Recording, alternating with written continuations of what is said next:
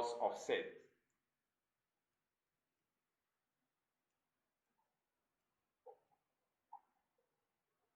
Good.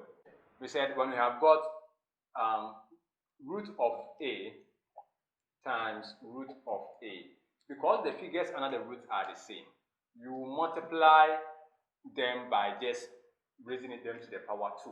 So I'm going to get root a squared. And anytime you have got such a relation, the power will cancel the root sign away for you to get what? A. Another way around, if it is root of a times root of a times root of a, good. The first two are going to be perfect, so it's going to be root of a squared root of a. So that these two will cancel this for me to get a root a. Good. So working typical example with it, if I've gotten root 2 times root 2, is going to give me root 2 squared, where the square will blow the root sign away for me to get 2. But if I've got root 3 times root 3 times another root 3, the first two root 3 will be perfect. So I have root 3 squared root 3. So this cancels this, and I'm going to get 3 root 3. Good. 2. If you are multiplying a figure and a root sign, you just put them together. A times root b is going to give me a root b. Just simple as that. Good. If I've also gotten a root b times another c root d root b, I'm going to get, because the figures under the root are the same, I'm going to multiply the figures out, which is going to give me a times c. That is a and c, they are the coefficient out. So you take them out. Then the figures under the root, will, because they are the same, I'm going to get root b squared. So what I have now is I'm having AC, this will blow this away, B. In short, you have to arrange it. Anytime, remember to arrange it in order.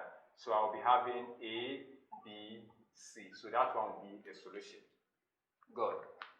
And the point whereby the figures under the root are not the same, you multiply the figure under the root. So if I've gotten root A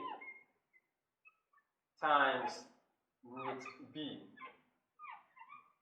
because the figures under the root are not the same, I'm going to get root A times B. You just take them together and I will have root AB. For instance, if I've gotten root 3 times root 5, I'm going to get root of 15. Good. So this is how it is. But in some cases, you reduce, you have to apply reduction if the answer you are going to get is reducible. For instance, if I have root 3 times root 6, we are going to get root of 18. And 18 is reducible set.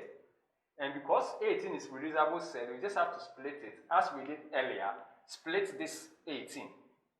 Find the perfect number in 18, which is root 9 times root 2.